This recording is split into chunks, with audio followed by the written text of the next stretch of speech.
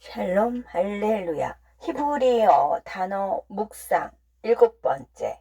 깨어나다.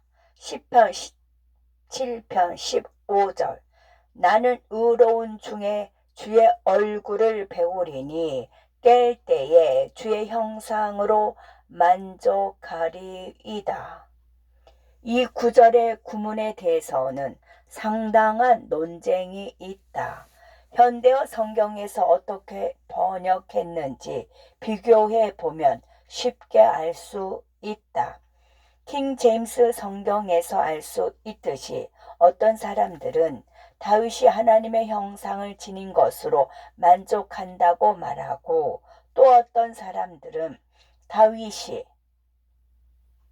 하나님의 형상을 보는 것으로 만족한다고 말한다.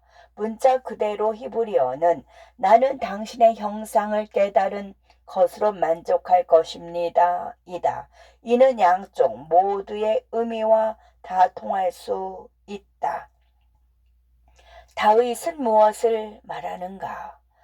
적절한 구문을 식별하는 데 두 가지 열쇠가 있다. 첫 번째는 내가 의로운 중에 주의 얼굴을 배우리니와 내가 만족하리이다 사이에는 두 가지 생각을 분리하는 접속사가 없다는 것이다. 이는 다윗의 일반적인 글쓰기와 맞지 않지만 이 시편은 특히 다윗의 것으로 간주되므로 그가 접속사를 생략한 데에는 충분한 이유가 있어야 한다. 깨어남은 히브리어이다. 잠에서 깨어나는 것일 수도 있고 죽음에서 깨어나는 것일 수도 있다. 접속사가 없으면 다윗의 시적 스타일과 일치하는 죽음에서 깨어나는 것을 언급한 것일 수 있다. 첫 번째 생각은 그의 삶의 상태를 나타내고, 두 번째 생각은 내세에서의 그의 상태를 나타낸다. 그러므로 그는 접속사를 사용하지 않았다. 분명한 것은 깨어나다의 언어적 사용이다. 이것은 부정사 구성 상태에서 힙할 사역 동사 형태로 발견된다. 부정사 구조는 대명사 어미가 부정사 구조 아래의 주어를 나타내기 때문에 많은 번역가가 이 구절을 다윗이 하나님의 형상을 닮은 것이 아니라 하나님의 형상을 보는 다윗으로 번역하는 가장 그럴듯한 이유다. 당신은 이 모든 것을 이해했는가? 그러면 이것을 나는 당신의 형상을 닮아 깨어나는 것으로 만족할 것입니다로 번역할 수 있다고 말하면 어떨까? 다윗은 이 땅에 사는 동안 하나님의 얼굴을 뵙게 될 것이라고 말한다. 얼굴을 의미하는 히브리어이며 종종 하나님의 임재로 번역된다. 보다라는 단어는 두 가지 가능한 어근이 있다. 여기서 보다, 인식하다를 의미하는 단어라고 하면 얼굴로 표현해야 하므로 다윗이 실제로 하나님의 얼굴을 보고 있다는 뜻이다. 그러나 어근이 잡다, 움켜쥐다를 의미하는 ACHAZ라면 PANI를 임재로 번역하는 것이 더 정확할 수 있다. 다윗이 하나님의 얼굴을 본 것이 아니라 하나님의 임재를 잡거나 붙들고 있다는 의미이다. 그렇기 때문에 나는 다음 표현에 더 공감한다. 나는 이 땅에 사는 동안 하나님의 임재를 붙잡을 것입니다.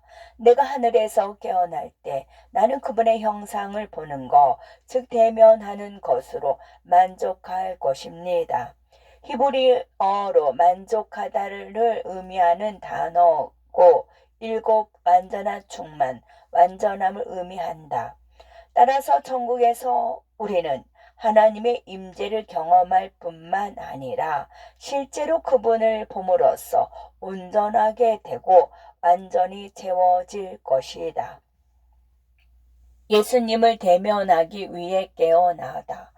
나는 예수님이 나타나셔서 그들과 함께 앉아서 이야기를 나누었다고 말하는 사람들의 이야기를 읽었다. 이 이야기들의 사실 여부는 내가 말할 수 있는 부분이 아니다. 나는 인터넷에서 이런 이야기들을 접하고 사람들의 간증을 읽으면서 질투심으로 가득 차 올랐다고 말할 수밖에 없다. 어쩌면 내가 느낀 것은 질투가 아니라 예수님이 내게 나타나셔서 함께 앉아서 이야기할 수 있기를 간절히 바라는 것일 수도 있다. 나는 편안하게 앉아서 예수님과의 체험을 이야기하는 사람들에게 화가 난다. 어떻게 감히 굶주린 사람에게 그런 체험을 이야기하다니 라고 소리치고 싶다. 누군가가 천국에 가서 예수님을 만났다는 이야기, 예수님이 그들의 침실로 걸어 들어오셔서 그들과 이야기를 나눴다는 이야기를 듣는 것은 스테이크를 먹고 있는 누군가의 맞은편에 앉아 얇은 샐러리 줄기를 씹으면서 한 입 한 입이 얼마나 육즙이 많고 부드러운지에 대해 이야기하는 것과 같다. 좋습니다. 스테이크는 드세요. 하지만 그런 말은 혼자 간직하세요 라고 말하고 싶을 때 나는 하나님께 화를 내며 이렇게 묻는다. 주님은 왜 주님의 말씀을 거의 열지도 않고 갈망하지도 않고 찾지도 않는 사람들에게 나타나십니까? 주님은 내 침실에는 들어오시지 않으셨잖아요 라고 말이다. 그래서 시편 17편 5절은 이렇게 번역해야 한다. 나는 언젠가 꼭 깨어나 그분을 뵙게 될 것을 알고 온 마음을 다해 하나님의 임재를 받아들일 것이다. 그런 다음 나는 그분과 함께 앉아서 긴 대화를 나눌 것이다. 그리고 이것은 이 땅에서 하나님의 방문을 받은 간증을 하는 사람들이 체험한 것보다 훨씬 더 클 것이다.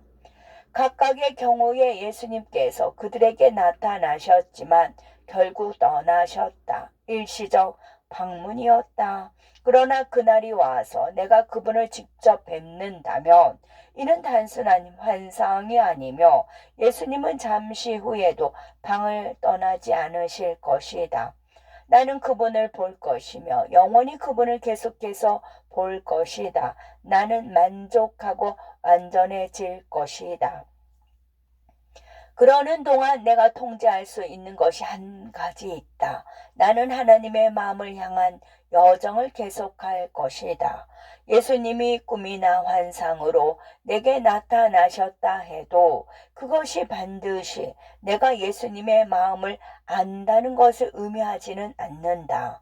나는 다윗이 예수님에 대한 환상을 보았다고 믿지는 않지만 그는 언젠가 깨어나 영원히 그분을 볼 것이라는 것을 알고 있었다. 다윗에게는 예수님의 환상보다 더 흥분되는 무언가가 있었다. 그는 그분의 마음을 알고 이해했다. 끝.